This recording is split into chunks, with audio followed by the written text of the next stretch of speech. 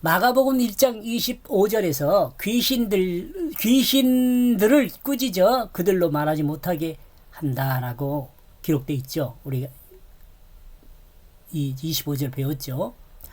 영적으로 잠들어 있는 인간은 영적인 세계와 미래에 대해서 어두워진 상태입니다.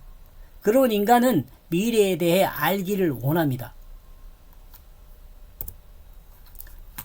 신접한 여인을, 무당을, 토종 비결을, 별자리 점을 등 다양한 방법으로 미래를 알려고 노력을 하고 있습니다. 사실 이 미래에 대한 부분에 대해서 예수님 외엔 알 수 있는 자가 없습니다.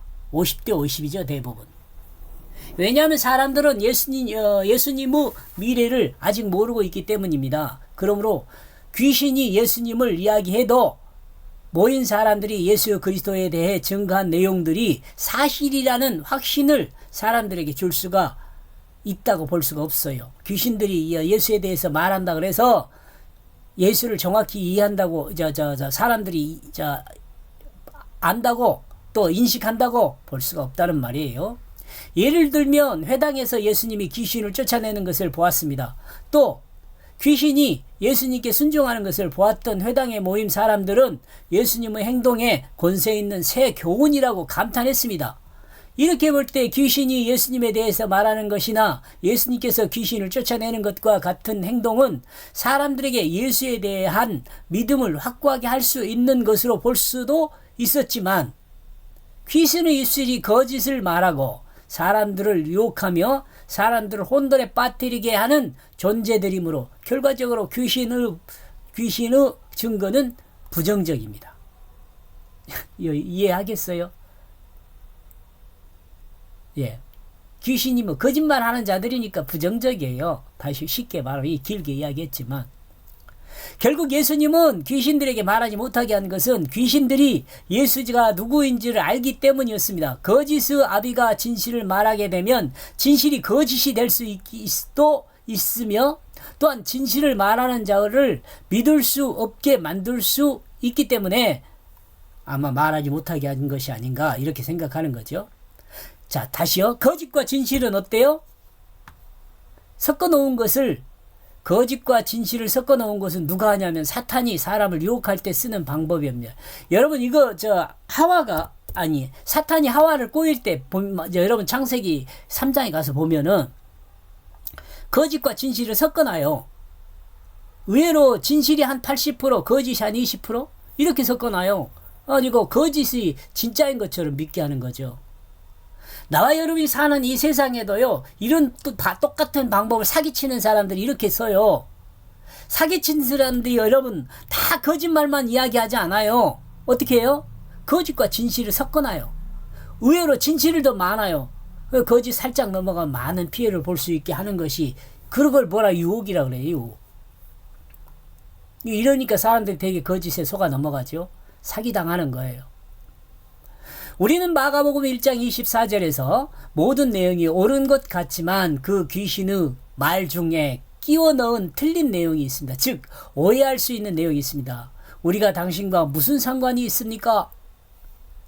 우리는 이 말을 예수님과 귀신은 아무런 상관이 없는 것으로 생각할 수 있습니다. 그러나 예수님은 사탄의 권세를 멸하고 주님의 힘으로 권세를 세우기 위해 이 땅에 성육신하여 오셨다는 그것을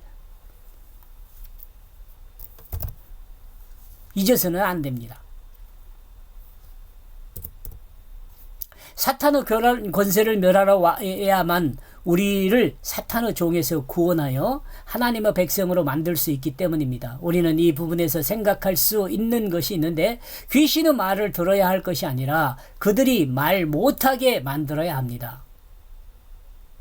귀신의 말을 들어야 할 것이 아니라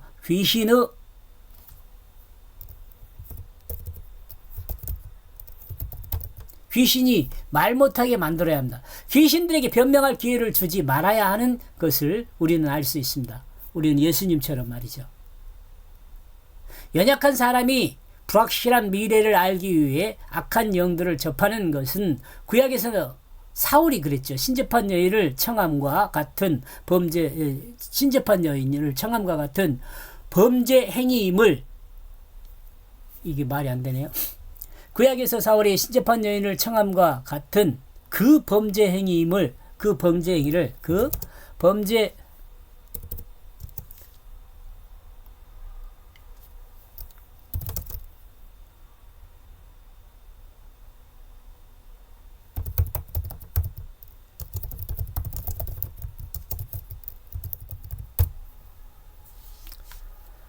범죄 행위를 알면서 행하는 것은 죄임을 알아야 합니다.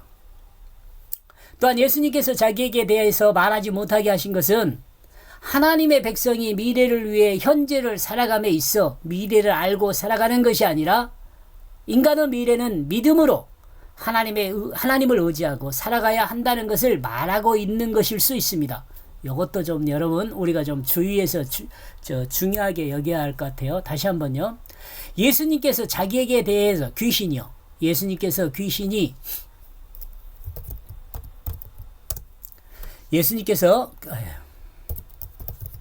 예수님께서 귀신이 자기에 대해 말하지 못하게 하신 것은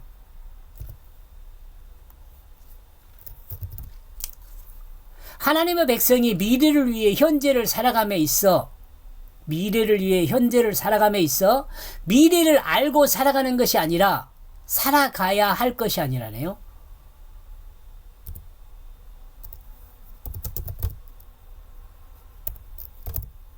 살아가야 할 그것이 아니라 인간의 미래는 여기서 나와 여러분요.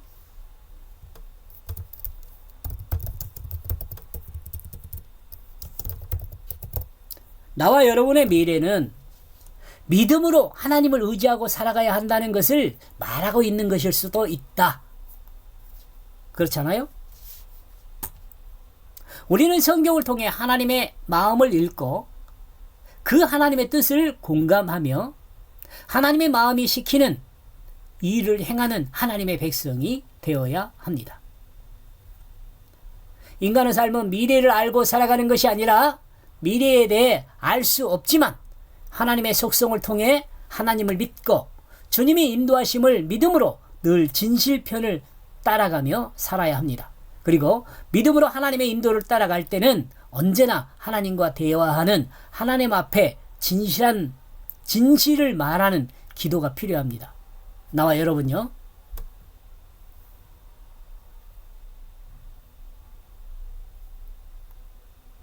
언제나 하나님과 대화하는 나와 여러분 하나님 앞에 진실을 말하는 기도가 필요합니다. 왜냐하면 자신의 힘으로 모든 일을 하는 것이 아니라 하나님의 힘으로 할 수 있게 되는 겸손한 사람이 되어야 하기 때문에 그렇습니다.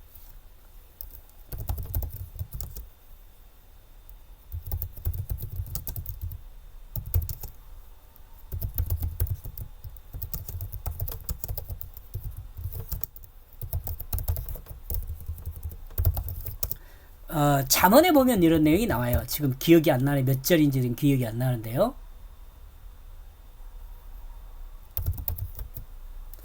이 하나님이 사용하기에 가장 편리한 사람이 겸손한 사람.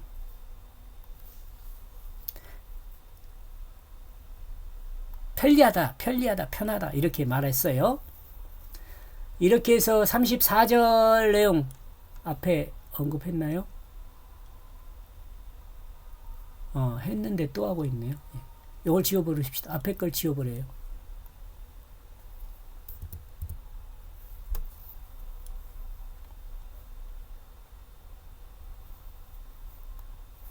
내용은 보면은 질병을 고쳤습니다. 악한 영들을 쫓아냈습니다. 악한 영들이 말하기를 허락지 않았습니다. 이거 동사죠. 동사를 중심으로 생각해 보면 이런 거죠. 여기까지 보겠습니다. 고맙습니다.